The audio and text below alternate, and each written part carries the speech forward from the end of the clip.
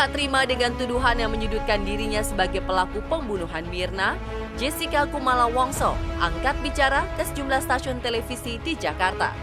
Pernyataan Jessica yang dianggap berseberangan dengan fakta sontak membuat masyarakat ingin mendapat jawaban pasti atas dugaan kasus pembunuhan kopi sianida itu.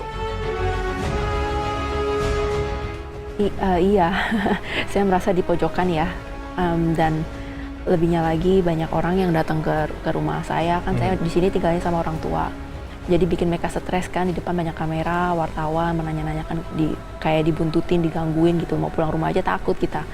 Ya itu aja nggak enaknya, dan nama baik saya kan jadi tercemar juga. Saya belum dijadikan tersangka secara resmi, tapi udah semua orang udah jelek-jelekin saya seperti itu. Terserah polisi bagaimana ya menyikapi penyelidikan pembunuhan menuangkan racun ini. Itu haknya polisi untuk mau kemana kita nggak bisa larang. Tapi di klien saya ini saya rasa cukup menanggung beban karena sudah digeledah yang saya ceritakan tadi siang mau digeledah lagi nggak jadi. Ya mungkin polisi ada pandangan lain, saya nggak tahu ya. Tapi kita tetap mendukung polisi untuk mengungkap kasus ini. Tak ingin terus disudutkan, sahabat karib Mirna semasa kuliah di Australia dulu acap kali mengulang kronologis sebelum temannya itu meregang nyawa. Ya, jadi dia meminum kopinya dan dia langsung bilang kalau rasanya tidak enak, rasanya aneh. Lalu dia menyodorkan ke saya untuk menyuruh saya untuk mencoba. Lalu setelah saya cium, aromanya emang sangat aneh. Ya saya udah tahu sih almarhum mau pesan apa. Soalnya kita udah berbincang dulu di WA-nya itu kan di grup chat semuanya kelihatan. Dia suka banget sama Vietnamese Ice Coffee-nya yang dijual di sana. Terus selalu saya bilang, oh kalau gitu gua pesenin ya. Gitu. Sebelum ketemu ini saat itu 1 bulan yang lalunya waktu saya baru pulang sampai di Jakarta, saya udah sempat bertemu dengan Mirna dulu. Ya, jadi sudah ada pertemuan sebelumnya dengan Mirna sebelum Anda bertemu saat itu di Cafe Olivia? Betul, sudah ada. Pertamanya 2 hari setelah saya mendarat di Jakarta, dalam 1 malam itu saya makan malam dan minum kopi. Dua-duanya itu dibayarin sama Mirna. Oke.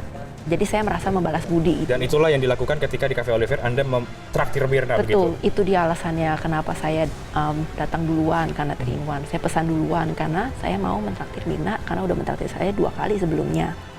Lalu dia juga bilang kalau dia bakal datang jam 4-an. Nah saya pesan minum itu jam 4.30. Oke. 10 menit kemudian kira-kira minumannya datang.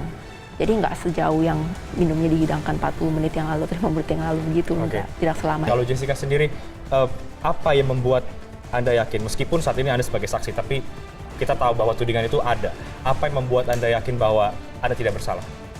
Karena memang saya tidak melakukan, saya tidak berbuat, saya tidak berbuat.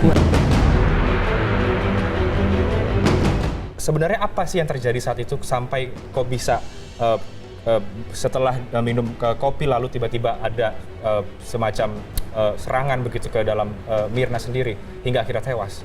Jadi sewaktu Mirna meminum, saya tidak melihat dia minum ya. Dia duduknya di sebelah saya seperti ini, benar-benar di samping saya.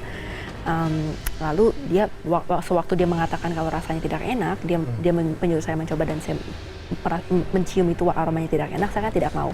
Lalu dia mukanya langsung kayak baru merasakan sesuatu yang tidak enak dan dia meminta saya untuk mengambil air cepat-cepat. Lalu saya langsung lari ke arah barnya, terus di tengah jalan saya ngomong sama pelayannya kalau saya minta air putih buat teman saya itu kan.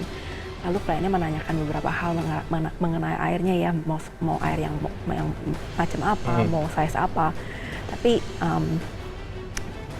saya langsung bilang udah air putih aja pokoknya.